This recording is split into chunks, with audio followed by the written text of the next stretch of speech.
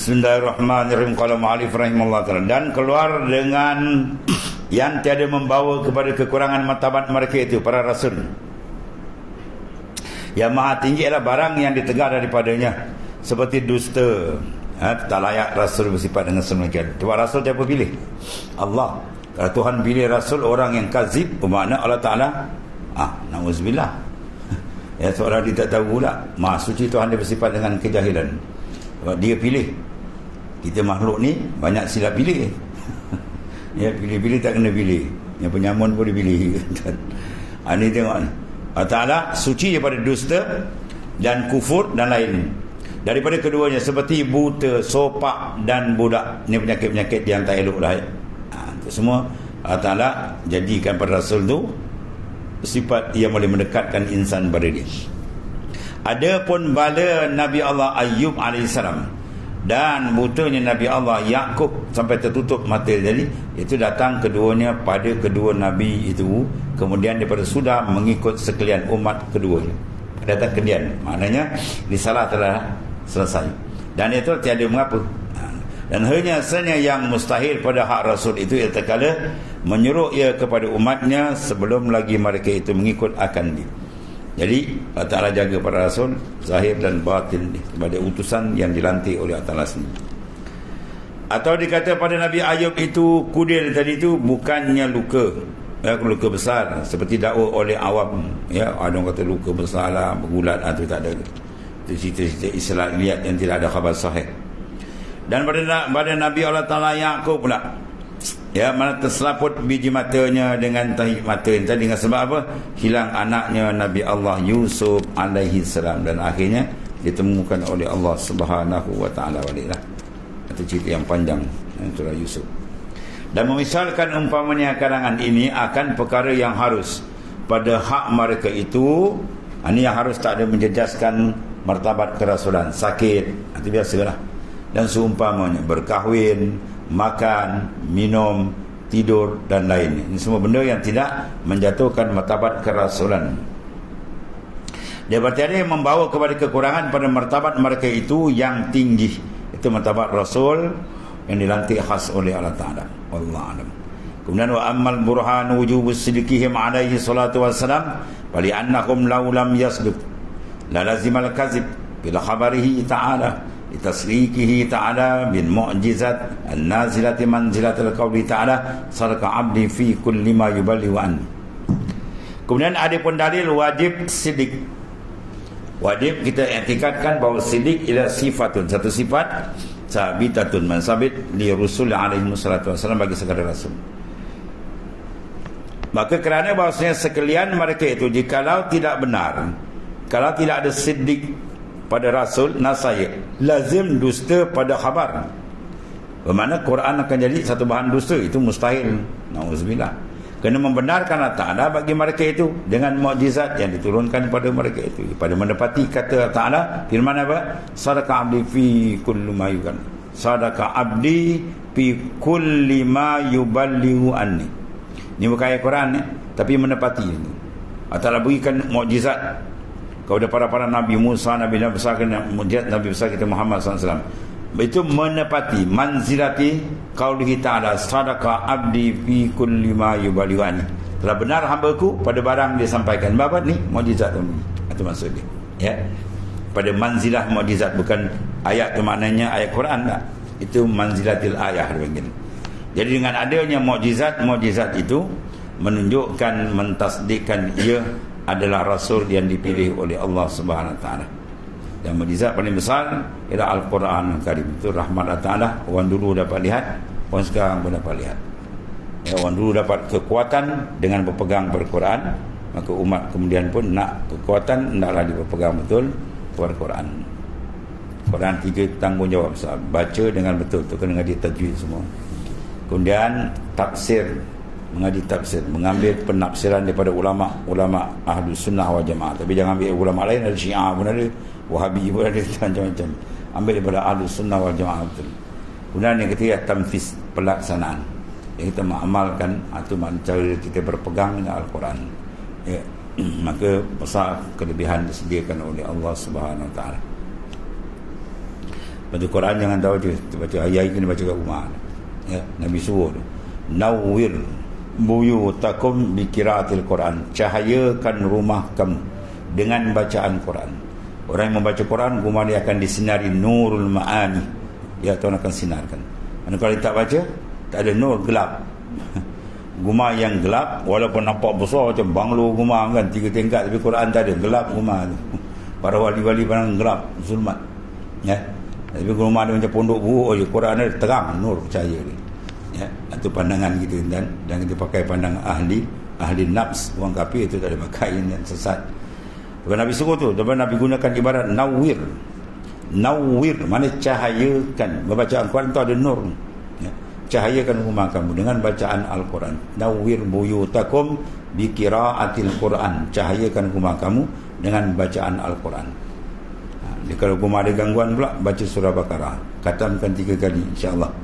Ya, gangguan jin syaitan boleh lari insya-Allah. Dalam Ibnu Katsir disebut. Ya, surah kita baca Baqarah 3 kali khatamkan. Jadi dia mengadu, ustaz, anak saya degil ustaz, tak dengar cakap habis kita. Kau baca Quran kat rumah? Tak ada, engkau pun sama degil juga. Kau bodoh kali 5 dengan anak kau kan.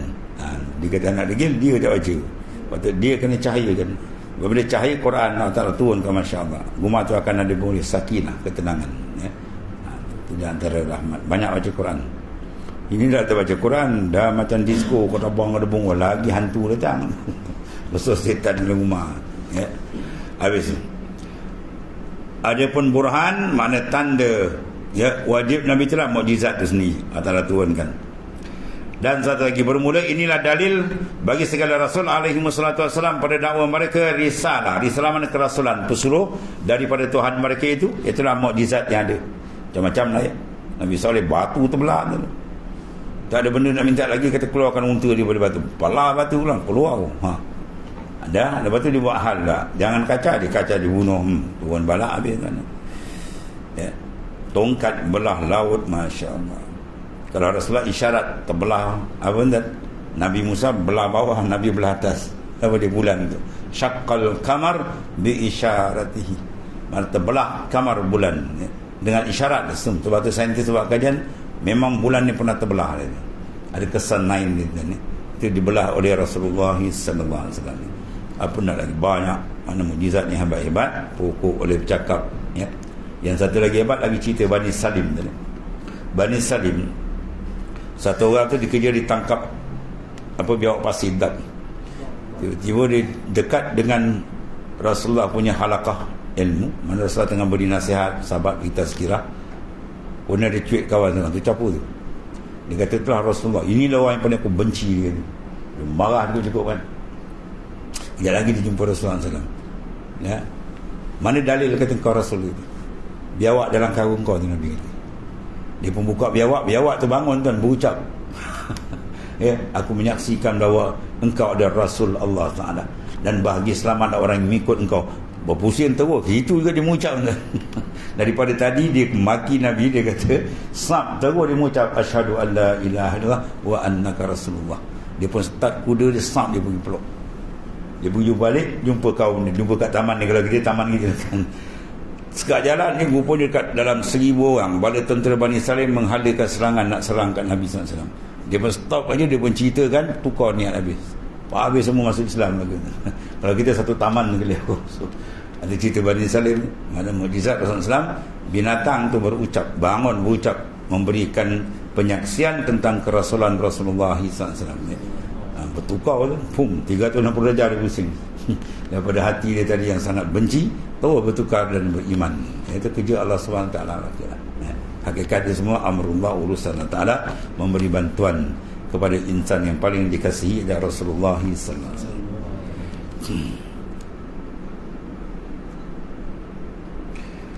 Allah. Inilah dalil yang menunjukkan Rasul, ya, kerasulan alaihi wassalam pada dakwah mereka itu, pada risalah Rasul daripada Tuhan mereka itu, dan pada barang yang menyampaikan mereka akan diri pada segala risalah kepada makhluk. Dan hasil dalil ini bahawa sekalian mukjizat, apa makna mukjiz? Benda yang melemahkan, itu makna mukjizat tadi. Ya, segala makna hujah kafir akan lemah. dengan ada mukjizat ni. Jam dia tak boleh kata apa tuan. Terutama yang besar Quran. Sebab tu Quran dipanggil hujjatun damiratun. Hujjah damirah. Mana hujah yang memecahkan kepala musuh yang nak menentang Quran. Sampai sekarang mana dia? Ya, wa in kuntum fi raibin mimma nazzalna ala abdina fa'tu bi suratin min ya wa du'u syuhada'akum in kuntum sadiqin fa in lam taf'alu wa lam taf'alu fattaqun nar wa quduha an-nas wal hijarah iddat lil kafirin. Kalau sekiranya kau ragu ya tentang apa yang kami buat turun, Quran katakan, maka bawa datang satu surah. Sekarang tak dibuat surah. Mereka gagal ya. Dan kalau kamu tak boleh buat, memang kamu tak boleh buat, maka sedia tunggulah azab neraka yang sangat dahsyat. Unggun dia adalah waquduhan nas wal hijarah, yang menjadi unggun di dasar neraka itu ialah manusia, orang kafir, dan hijarah, batu-batu yang dibentuk, direka, dipahat menjadi berhala-berhala. Segala batu-batu berhala itu akan jadi unggun neraka bawah. Ya, yang sangat panas ini.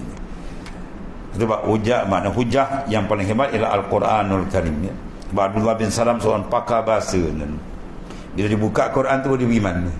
Tadi tanya belum, Masya Allah, dia tengok ayat Quran pun lemah tu ya, ini bukan kalam manusia, sangat hebat.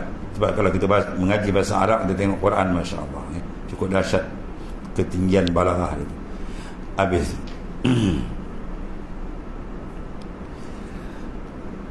dihasil dari riba muslim sekalian, mukjizat yang menjadikan Allah Ta'ala akan dia atas tangannya segala rasulnya, iaitulah pekerjaan yang menyalahi adat, berserta dengan dakwa, mana pengakuan yang pesuruh, pengakuan mana menjadi rasul, serta tiada dapat melintang akan dia turun ia daripada Allah SWT. Berdiri ia menepati katanya, benarlah hamba-Ku pada tiap-tiap barang yang menyampaikan dia daripada Aku ya. Dia mukjizat tu menepati itu. Mana membenarkan sadaqah abdi fi ma yubali wa an. Maka jikalau harus dusta pada hak mereka itu segala rasul, saya harus pula dusta pada hak Allah Ta'ala. Kalau rasul dusta, dah bawa Tuhan pula boleh membawa pada dusta, sebab Tuhan suruh tu. Dan membenarkan dusta seperti dia, kita pun boleh berdusta lah ya, sebab kita disuruh ikut rasul. Kalau rasul dusta, kita boleh dusta. Tu jadi gitulah kita tu ya. Jadi mustahil ya, pesuruh Allah yang terpilih bersifat dengan sifat yang sedemikian. Dan mustahil kerana bahawasanya dusta atas Allah Ta'ala itu kekurangan, maksud Tuhan itu kekurangan ya. Itu makna sifat yang jelas ada kaitan antara sifat Rasul dengan Allah Subhanahu Wa Ta'ala sebagai Khalik yang menciptakan makhluk di mananya. Kemudian syahdan dan tercapai pekerjaan yang menyalahi adat itu, wallahu a'lam.